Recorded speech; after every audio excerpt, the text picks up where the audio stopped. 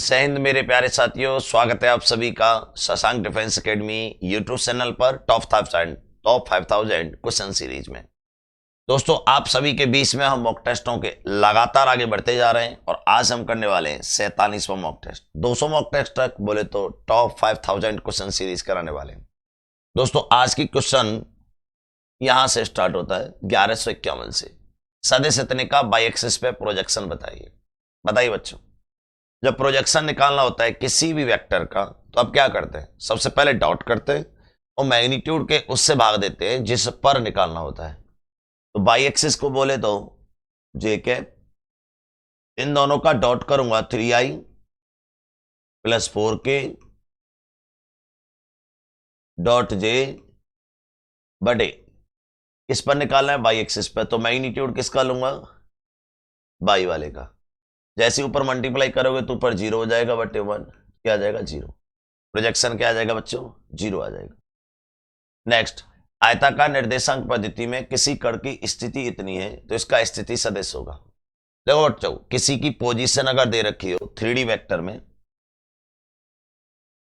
ये x axis, ये Y axis और ये जेड एक्सिस, ये आपको पॉइंट की पोजीशन दे रखी है 3,2,5 और यदि आपको इसका पोजीशन वेक्टर निकालना है, ये ओ है तो ओपी वेक्टर निकालना है आपको। तो ओ की पोजीशन 0,0,0 ओपी वेक्टर निकालना है तो बच्चों निकलेगा 3 - 0 i कैप, घटा देते हैं इधर, plus 2 - 0 j cap plus 5 - 0 k cap. ऐसे निकलता है बच्चों। तो ये आ जाएगा बच्चों 3i प्लस 2j प्लस का 5k, 3i plus 2j plus 5k, 3i plus 2j plus 5k। Right answer is the Bombay, 3i plus 2j plus 5k। Question number 1153। Question number, अरे भाई चले जाते हो, क्या कर रहा है ये?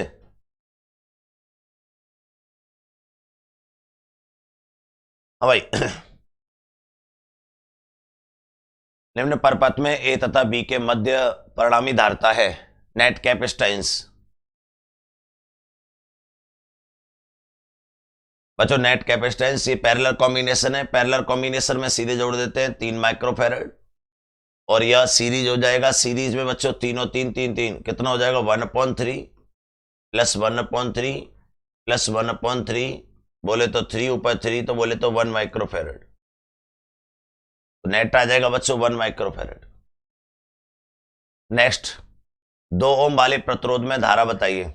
2 ओम में कितना करंट बह रहा है? इसमें यह पूछा है आपसे। पहले आप देख लीजिए इससे करंट पास तो नहीं हो रहा।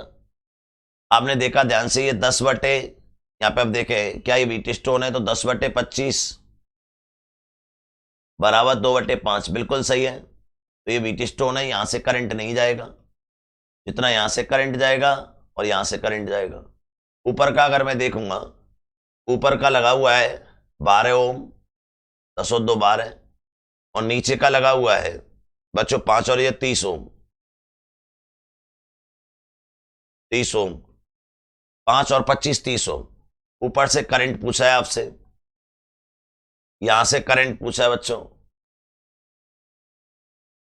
और इसको अगर मैं I1 निकालूं और ये R1 है, अगर मैं इसको R2 कहूं और ये I2 है, तो करंट की वैल्यू निकालूं I1 तो बच्चों निकलता है, हमेशा याद रखिएगा I2 ऊपर आता है ट्रिक से डायरेक्ट बटे I1 plus I2 into resistance, मतलब करंट, नेट करंट कितना आ रहा है बच्चों? I, ऐसे लगता है।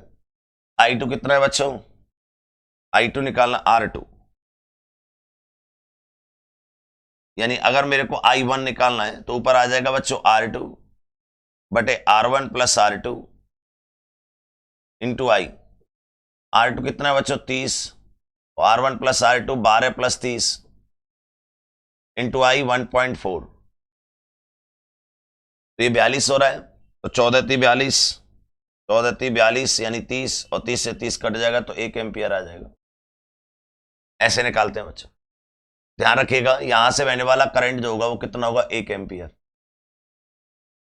दिल्ली 1155 बच्चों क्वेश्चन, बहुत बेहतरीन क्वेश्चन। 5 न्यूटन का बल ऊर्ध्वाधर से 60 एंगल पर है। एयरफोर्स में पूछा गया था ये, कण कार्य करता है तो इसका ऊर्ध्वाधर घटक होगा। 5 न्यूटन का बल है, 5 न्यूटन का बल है बच्चों, परपेंडिकुलर से कितने पर है, ये 60 पर है, तो यही परपेंडिकुलर फैक्टर निकालना है। तो एंगल की साइड में कौन आता है, कॉस, 5 cos 60 बोले तो 2.5 न्यूटन, 2.5 न्यूटन। अगला, सदिश ए का परिमाण ए है तो ए वेक्टर की इकाई सदिश ए का कैप होगा। बच्चों आप ऐसे लिख देते हैं, ए का वेक्टर का मैग्नीट्यूड इनटू ए की डायरेक्शन, इन दोनों को मिलाकर वेक्टर बनाता है। क्योंकि वेक्टर में दो चीजें होती है, मैग्नीट्यूड और डायरेक्शन। अब आपसे पूछा है डायरेक्शन बताओ, डायरेक्शन क्या होगी, वेक्टर में से मैग्नीट्यूड का भाग दे देंगे, फॉर्मूला पूछ लिया आपसे, ए कैप बराबर आ जाएगा वेक्टर अपॉन मैग्नीट्यूड। अगला क्वेश्चन बच्चों 1157, ए वेक्टर दे रखा है, ए की दिक् कोशा बताइए।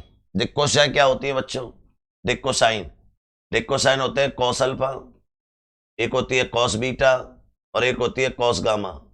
Alpha beta gamma vector A के एक्स एक्स वाई एक्स और जेड, एक सेकेंड बच्चों ये गिर गया,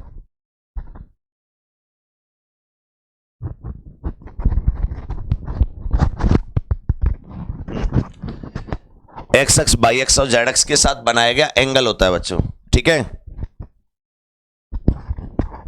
एक्स एक्स और वाई एक्स और जेड एक्स, अब क्लियर होगा, एक्स एक्स और वाई एक्स और जेड एक्स के साथ बनाया गया एंगल होता है बच्चों, ठीक है। तो अब हमारे पास कॉस अल्फा की वैल्यू आती है ए अपॉन इसका मैग्नीट्यूड। ए कितना है बच्चों, 2, मैग्नीट्यूड कितना आ रहा है बच्चों, इसका मैग्नीट्यूड आ रहा है रूट के अंदर 2 का स्क्वायर 4, 4 का स्क्वायर 16 और 5 का स्क्वायर 25, तो ये हो जाएगा रूट के अंदर 45। कितना आ रहा है, रूट के अंदर 45 आ रहा है बच्चों, तो ये आ जाएगा रूट के अंदर 45। बच्चों कॉस बीटा की वैल्यू क्या आ जाएगी, बी अपॉन ए, बी आपके पास कितना है 4 बटे रूट 45, इसकी वैल्यू आएगी सी अपॉन ए, सी की वैल्यू कितनी है -5 अपॉन रूट 45। तो अब देखिए कहां है, 2 बटे रूट 45, 4 बटे रूट 45, -5 बटे रूट 45। एम्पियर घंटा किसका मात्रक है, एम्पियर घंटा किसका मात्रक है, आपने पढ़ा होता है Q बराबर IT, पढ़ा है, ये हो गया एम्पियर और ये हो गया घंटा, इसे सेकंड में बदल सकते हैं आप, ये एम्पियर और ये घंटा हो गया, जिसे आप सेकंड में बदल सकते हैं एकदम से। किसका है, चार्ज का बच्चे। अगला, चुंबकीय प्रवृत्ति ऋणात्मक होती है, नेगेटिव, मैग्नेटिज्म नेगेटिव किसकी होती है, प्रचुंबकीय की, किसकी होती है बच्चों, प्रचुंबकीय डाई मैग्नेट के लिए, याद रखिएगा। पैरामैग्नेट के लिए जो होती है म्यू का मान वो 0 से 1 के बीच में पाया जाता है, और इसका म्यू का मान 0 से, और लो चुंबकीय के लिए म्यू का मान 1 से बड़ा पाया जाता है, याद रखिएगा इसे। अगला क्वेश्चन याद कर लेना इनको, 1160, क्यूरी ताप वह ताप है जिस पर अनुचुंबकीय लो चुंबकीय पदार्थ बन जाता है, लो चुंबकीय अनुचुंबकीय पदार्थ बन जाता है, याद रखने वाला क्वेश्चन है। क्यूरी टेम्परेचर वह टेम्परेचर होता है जिसमें फेरामैग्नेट जो होता है वह पैरामैग्नेट में कन्वर्ट हो जाता है, ध्यान रखिएगा। अगला, इकाई आवर्धन के लिए 20 सेंटीमीटर फोकस दूरी वाले अवतल दर्पण की वस्तु की फोकस वस्तु से दूरी होगी। इकाई आवर्धन के लिए मैग्निफिकेशन पावर कितनी दे दी है, एम, एम का वैल्यू कितना दिया है बच्चों, 1 दिया है। 20 सेंटीमीटर फोकस दूरी वाले अवतल दर्पण, तो फोकल लेंथ कितनी दे रखी है, -20 सेंटीमीटर। दर्पण से वस्तु की दूरी होगी, दर्पण से वस्तु की दूरी क्या पूछा है, यू पूछा है। तो बच्चों मैग्निफिकेशन पावर के मिरर के लिए फॉर्मूले जो होते हैं वो -v upon u -i upon o f over f minus v over f या f over f minus u, ये फॉर्मूले होते हैं बच्चों। अब आपको कौन सा लगाना ये देख लीजिए। एक इकाई आवर्धन के लिए 20 सेंटीमीटर फोकस दूरी वाले अवतल दर्पण, अब समान आकार का, इकाई आवर्धन का मतलब होता है कर्वेचर पे रखा, वो कर्वेचर पे प्रतिबिंब बनना, और प्रतिबिंब बनेगा उल्टा, तो मैग्निफिकेशन पावर कैसी आएगी, नेगेटिव। भाई उल्टी इमेज बनेगी तो नेगेटिव आएगी। तो m बराबर आ जाएगा, हम इसको और इसको ले लेंगे जिसमें u आ रहा है f माइनस यू। बच्चों u मुझे निकालना है तो ये -1 बराबर f कितना दे रखा है, -20, ये -20 ये माइनस का u, कैलकुलेशन करोगे तो इधर 20 का u और प्लस का u बराबर माइनस का 20, तो u बराबर कितना आ जाएगा इधर जाके माइनस का 40। वैसे भी हमें पता है कर्वेचर पे रखा हुआ वस्तु का प्रतिबिंब ही बन सकता है। ठीक है, फोकल लेंथ है, कर्वेचर पे रखोगे, ये मिरर है, ये मिरर है कॉनकेव, और यहां से आपके पास ये फोकस है और ये कर्वेचर सी है, तो यहां पर रख दोगे आप ऑब्जेक्ट तो इमेज यही बना देगा। ये है कंडीशन। अगला क्वेश्चन बच्चों 1162, एक उत्तल दर्पण की फोकस दूरी 20 सेंटीमीटर, इसकी वक्रता त्रिज्या होगी।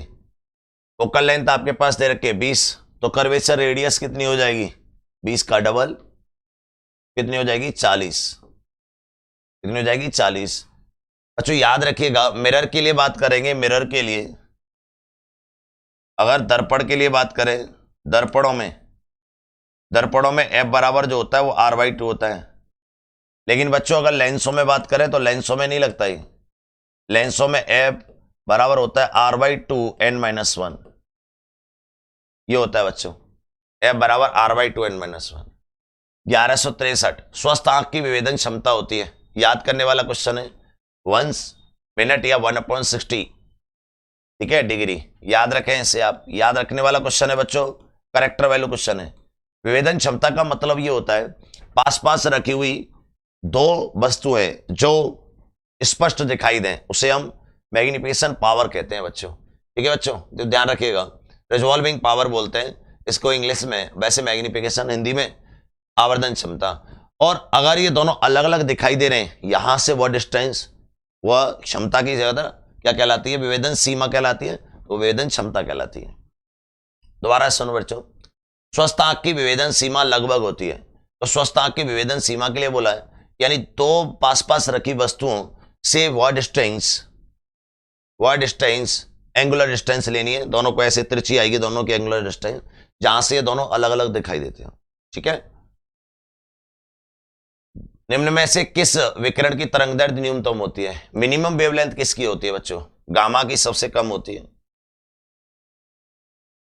अगला, विद्युत चुंबकीय तरंगों की अनुप्रस्थ प्रकृति सिद्ध करता है। अनुप्रस्थ क्या होती है बच्चों, ये होती है, ऐसे चलती हैं तरंगें, कौन सिद्ध करता है बच्चों, ध्रुवण, बिल्कुल सही है, पोलराइजेशन, क्यों पोलराइजेशन होगा तभी जाके, अगर ये अनुप्रस्थ होंगी तो पोलराइजेशन होगा, और यदि अनुप्रस्थ नहीं है तो पोलराइजेशन नहीं होगा। एंड गेट प्राप्त करने के लिए नंद गेट की आवश्यकता होगी बच्चों, दो नंद गेट मिलकर, याद रखना इसे, मैं कई बार बता चुका हूं, दो नंद गेट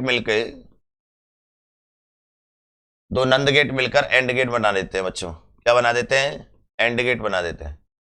नंद गेटों की आवश्यकता होगी, हाँ, तो क्या बना देते हैं बच्चों, एंड गेट बना देते हैं, तो ध्यान रखिएगा। इसी प्रकार दो नॉर गेट मिलकर और गेट बना देते हैं। ठीक है, ये बात याद रखिएगा, इंपॉर्टेंट है। अगला बच्चों 1167, दशमलव संख्या 221 के बराबर द्विआधारी संख्या पद्धति कैसे बनाएंगे, दो का भाग देते जाओ, जो बचता जाए उसको लिखते चले जाओ, कल भी कराए थे मैंने आपको, करिए। क्या करना है, 212 में दो का भाग देना है, जैसे दो का भाग दोगे, 2 एकम 2, 0, 2 छिक्के 12, क्या बचा बच्चे, 0 बचा। फिर दो का भाग दोगे, 2 पंजे 10, 2 तिया 6, क्या बचा बच्चों, 0 बचा। दो का भाग दोगे तो 2 दूनी 4, 2 छिक्के 12, क्या बचा, 1 बचा। दो का भाग दोगे बच्चों 13 बार, क्या बचा, 0। फिर दो का भाग दोगे बच्चे 6 बार, क्या बचा, 1। फिर दो का भाग दोगे कितनी बार, 3 बार, क्या बचा, 0। फिर उसके बाद बच्चों दो का भाग दोगे, 3 में भाग दोगे 1 बार, क्या बचा, शेषफल 1 1। तो आपको इसको उल्टा क्रम लिखना है, 1 1 0 ऐसे लिखना है। अगर उल्टा क्रम लिखोगे बच्चों, 1 1 उधर बोला,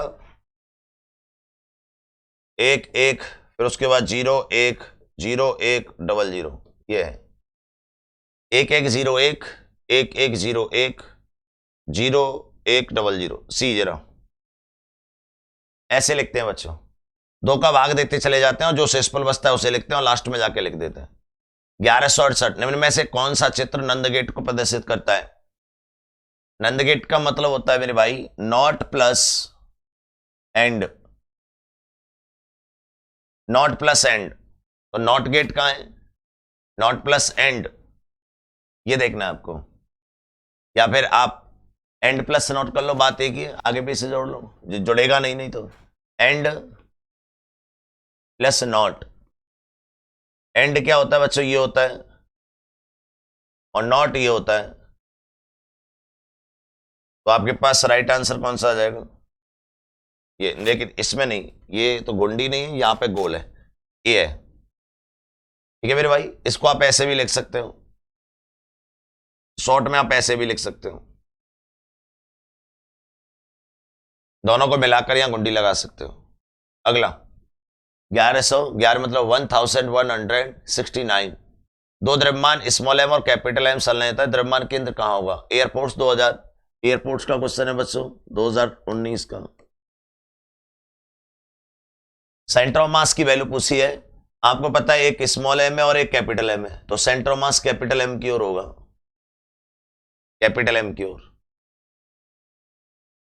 एक वृत्ताकार शक्ति का द्रव्यमान एम में त्रिज्या आर है, शक्ति के व्यास के परतः स्पर्श करने वाली इसके लंबवत अक्ष के परतः जड़त्व को निकालना है। देखो ये हो गई शक्ति।